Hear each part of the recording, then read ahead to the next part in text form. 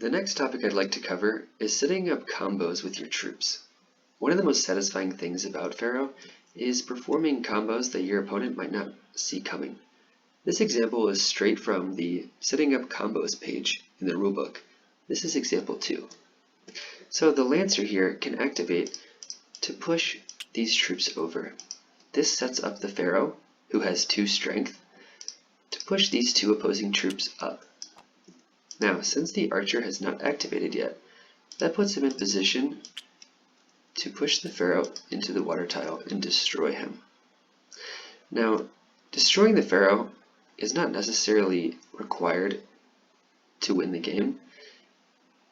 It's still a victory to celebrate because the Pharaoh is one of the strongest troops in the game. The last example I'd like to go over is example 3 on the Setting Up Combos page of the rulebook. This example tells you how sometimes the most strategic thing to do on your turn is to attempt to gain a strong position so that the opponent can't push your troops around on their turn.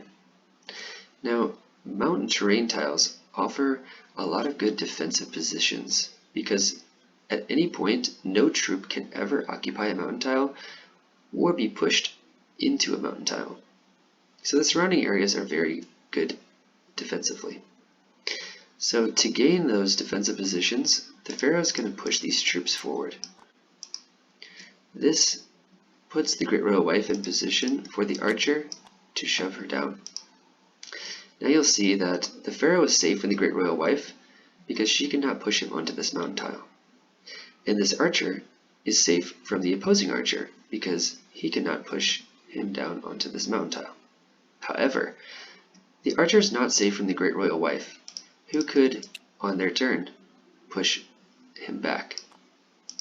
To ensure this doesn't happen, the green player will use their 3rd activation to move the Lancer up. Now, since the Great Royal Wife only has a strength of 1, she is not going to be able to push this column because it exceeds the number of opposing troops exceeds her strength value. This example regards pushing columns. So, if a troop has a strength of 1, which every troop does, aside from the chariot, then that troop can push as many friendly troops on its turn as it would like. So, this Lancer can move in this direction, and by doing so, push all of these troops in a column over one space. Now, with 1 strength, you can also push 1 opposing troop in that column as well. So this Lancer can push as many friendly troops and 1 opposing troop in a column, like so. Now, to defend against this, the red player could have 2 troops here. Now, with 2 troops, this Lancer, who has a strength of 1, can no longer push this long column because the number of opposing troops exceeds his strength value. However, the Pharaoh, on the other hand, is the only troop that has 2 strength. So for the Pharaoh, he could legally push this entire column, including these 2 opposing troops. Now, if there were 3 troops here, that would not be a legal move because this number of 3 troops would exceed the Pharaoh's strength of 2.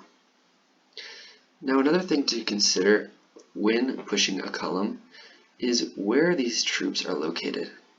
So for instance, if these troops were all mixed up together, it doesn't matter. The Pharaoh can still push this entire column as long as the number of opposing troops does not exceed his strength. It is a legal move.